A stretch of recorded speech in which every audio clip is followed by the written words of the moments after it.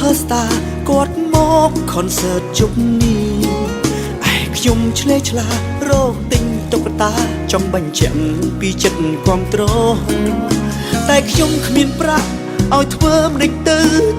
បាននៅចិត្តមនុស្សសំខាន់ចង់បងហាញប្រាប់ពីចិត្តស្រឡាញ់ប្រាប់តាមត្រង់ខ្ញុំគឺជា fan ខ្ញុំពិតគឺចេញពីចិត្តមិនប្រឌិតថាក៏មិនបោកប្រាស់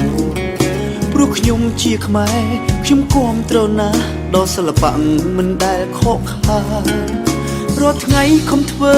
ទាំង style ទង្វើឲ្យគេមើលថាខ្ញុំជា fan បិទខ្ញុំគ្មានអ្វីតែគាំទ្រមែនតទៅនឹងជារៀងរហូ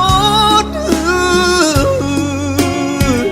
នៅម៉ោង 8:79 គាត់ចាប់ផ្ដើមច្រៀងគ្រប់គ្នាហូរភ្លៀងខ្ញុំអរណាបាត់តួខ្ញុំគ្មានអ្វីតែខ្ញុំអរចេញពីចិន្តាព្រោះបានឃើញតារាខ្ញុំស្រឡាញ់គាត់បានជោគជ័យពេលគាត់ច្រៀងចប់ខ្ញុំស្កាត់ទៅជួបប្រចាំប្រាប់ពីចិត្តពិតពេលស្ដាប់ចប់ហើយគាត់ឆ្លើយអរគុណហើយជូនពរឲ្យខ្ញុំសុខសាន្តហើយគាត់ប្រាប់ទៀតថាគាត់នឹងខំធ្វើការឲ្យសិល្បៈយ៉ាងរឹតកាត់ការតបស្នងជូនវិញនៅទឹកចិត្តថ្លាថ្លៃសន្យាឆ្នាំថ្មីជួបទៀតណាតបស្នងជូនវិញនៅទឹកចិត្តថ្លាថ្លៃសន្យាឆ្នាំថ្មីជួបទៀតណា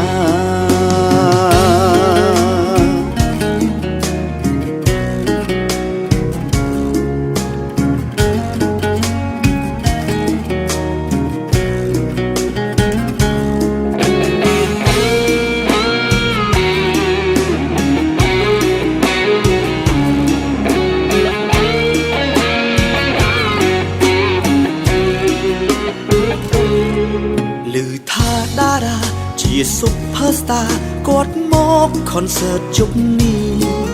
ឯខ្ញុំឆ្លេឆ្លារកទិញតុក្កតាចង់បញ្ជាក់ពីចិត្តគ្រប់ត្រ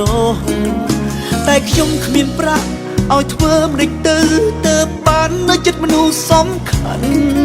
ចង់បងហាញប្រាប់ពីចិត្តស្រឡាញ់ប្រាប់តាមត្រង់ខ្ញុំគឺជា fan ខ្ញុំពិតគឺចេញពីចិត្តមិនប្រឌិតថាក៏មិនបោកប្រាស់ព្រោះខ្ញុំជាខ្មែរខ្ញុំគាំទ្រណាស់ដល់សិល្បៈមិនដែលខកខានរាល់ថ្ងៃខំធ្វើទាំង style ទង្វើឲ្យគេមើលថាខ្ញុំជា fan បិទខ្ញុំគ្មានអ្វីតែគាំទ្រមែនតទៅនឹងជារៀងរហូតនៅម៉ោង 8:79 គាត់ចាប់ផ្ដើមច្រៀងគ្រប់គ្នាហូរភ្លៀងខ្ញុំអរណាបាត់តួខ្ញុំគ្មានអ្វីតែខ្ញុំអរចេញពីចិន្តាព្រោះបានឃើញតារាខ្ញុំស្រឡាញ់គាត់បានជោគជ័យពេលគាត់ច្រៀងចប់ខ្ញុំស្កាត់ទៅជួបប្រចាំប្រាប់ពីចិត្តពិត